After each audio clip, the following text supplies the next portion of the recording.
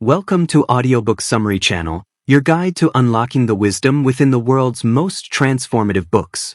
Today, we're stepping into a space of profound self-acceptance, vulnerability, and courage.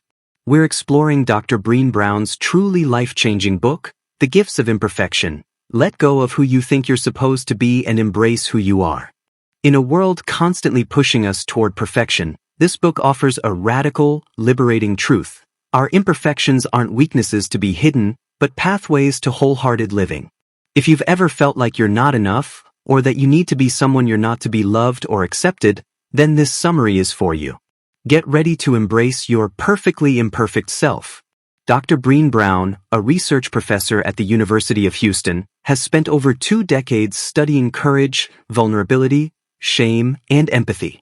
Her work has captivated millions, making complex human emotions accessible and relatable.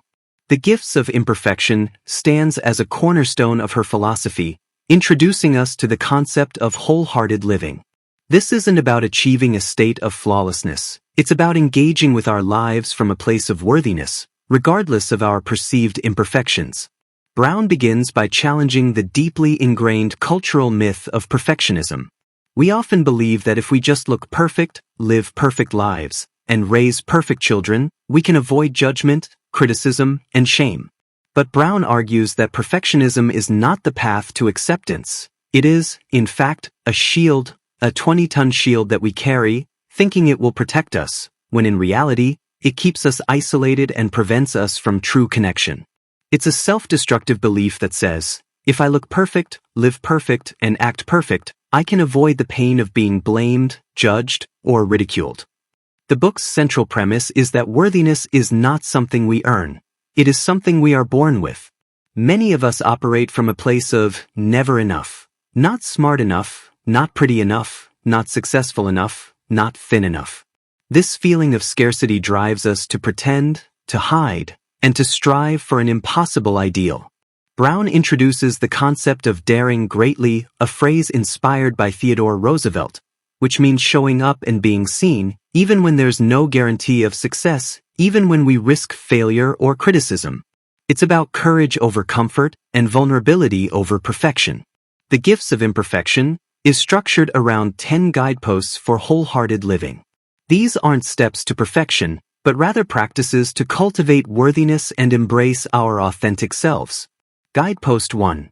Cultivating authenticity, letting go of what people think. This is fundamental. We often spend our lives trying to meet others' expectations or fit into a mold we believe society wants for us. Authenticity means choosing to be truly ourselves, not who we think we're supposed to be. It requires courage to show up as we are, and compassion for ourselves as we do so. It means accepting that not everyone will like or approve of us, and that's okay. Our worth is not dependent on external validation. Guidepost 2. Cultivating self-compassion, letting go of perfectionism. This directly addresses the toxic nature of perfectionism. Perfectionism is a self-destructive belief that we can avoid shame by being perfect. Self-compassion, however, means extending the same kindness, understanding, and acceptance to ourselves that we would offer to a dear friend. It's about recognizing that suffering, failure, and inadequacy are parts of the shared human experience, and responding to our own struggles with warmth and care rather than harsh self-criticism. Guidepost 3. Cultivating a resilient spirit, letting go of numbness and powerlessness. Life is tough, and we will experience pain and disappointment. A resilient spirit isn't about avoiding pain, but about our ability to bounce back, to adapt, and to grow through adversity. Brown argues that we often try to numb our uncomfortable emotions, like fear, grief, or shame, through various behaviors, overreading, overworking, excessive spending, even endless scrolling. But when we numb the difficult emotions, we also numb the good ones like joy, gratitude, and connection. Cultivating resilience means allowing ourselves to feel our emotions, processing them, and seeking healthy ways to cope and move forward. The next set of guideposts focuses on emotional intelligence and connection. Guidepost 4. Cultivating gratitude and joy, letting go of scarcity and fear of the dark. In a scarcity-driven world that tells us we never have enough or are never enough, Gratitude is a revolutionary act. It shifts our focus from what's missing to what we already have. Joy, Brown argues, is the most vulnerable emotion because it often comes with a whisper of fear, the fear that it won't last, or that something bad will happen to take it away. To fully experience joy, we must practice gratitude, and we must be willing to lean into vulnerability, rather than dress rehearsing tragedy to brace for potential loss. Guidepost 5. Cultivating intuition and faith, letting go of the need for certainty. In an uncertain world, we crave control and predictability. But wholehearted living requires trusting our intuition, our inner wisdom, and having faith. Faith, in this context, isn't necessarily religious. It's a belief in a larger purpose, a knowing that things will ultimately be okay, even when we don't have all the answers. It's about letting go of the desperate need for absolute certainty and embracing the ambiguity of life. Guidepost 6. Cultivating creativity, letting go of comparison. Comparison is the thief of joy and the killer of creativity. When we constantly compare ourselves to others, we either feel superior, which is ultimately isolating, or inferior, which breeds shame and resentment. True creativity flows when we are too busy creating to compare. It's about engaging in the process of making, exploring, and expressing, without the constant external gaze of judgment or rivalry. This guidepost encourages us to tap into our innate capacity for creation, recognizing that every human is inherently creative. The final guideposts guide us toward deeper connection and a more meaningful existence. Guidepost 7. Cultivating play and rest, letting go of exhaustion as a status symbol and productivity as self-worth. In a culture that often glorifies busyness and overwork, prioritizing play and rest can feel almost rebellious. Yet, Brown argues that play, unstructured, unscheduled, and often unproductive time, is essential for innovation, connection, and joy. Rest is not a luxury, it's a necessity for physical and mental well-being. We often derive our self-worth from our productivity, but this guidepost challenges us to disconnect our value from what we achieve and instead embrace the simple joy of being. Guidepost 8. Cultivating calm and stillness, letting go of anxiety as a lifestyle. Our modern world often trains us to live in a perpetual state of anxiety, a constant low hum of worry and overwhelm. This guidepost invites us to find moments of calm and stillness amidst the chaos. It's about consciously slowing down, breathing, and tuning into the present moment. This doesn't mean eliminating anxiety entirely, but rather recognizing it as a state we can choose to disengage from even for brief periods, to find inner peace.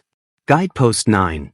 Cultivating meaningful work, letting go of self-doubt and supposed to.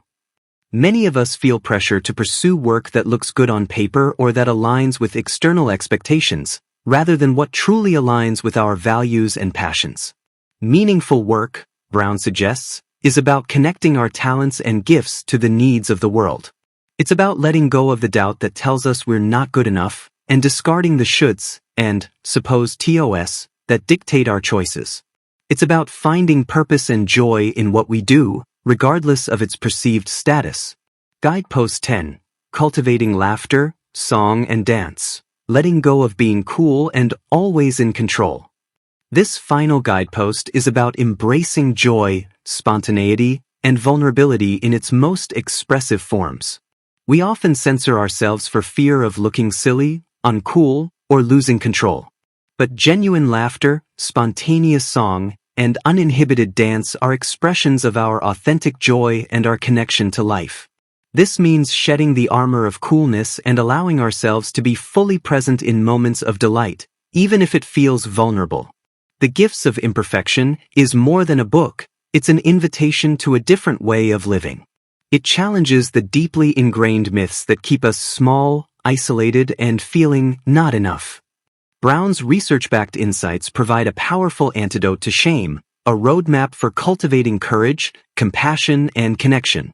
The core message is that worthiness is our birthright. We don't need to earn it through perfection, accomplishment, or external validation. Instead, we cultivate it by practicing the 10 guideposts, by daring to be vulnerable, and by embracing our authentic, messy, imperfect selves. When we let go of who we think we're supposed to be, we open ourselves up to the profound joy and connection of embracing who we are. This is the path to wholehearted living, a life lived from a place of deep self-worth, where joy, gratitude, and true belonging flourish. It's a powerful testament to the idea that our biggest strength lies not in our flawlessness, but in our authentic humanity. Thank you for joining us on this enlightening journey through Dr. Brené Brown's The Gifts of Imperfection. If this summary has inspired you to embrace your worthiness and live more wholeheartedly, we highly recommend diving into the full book for its comprehensive insights and wisdom. Remember to like, share, and subscribe to our channel for more summaries designed to empower your self-discovery and personal growth. Until next time, dare to be you.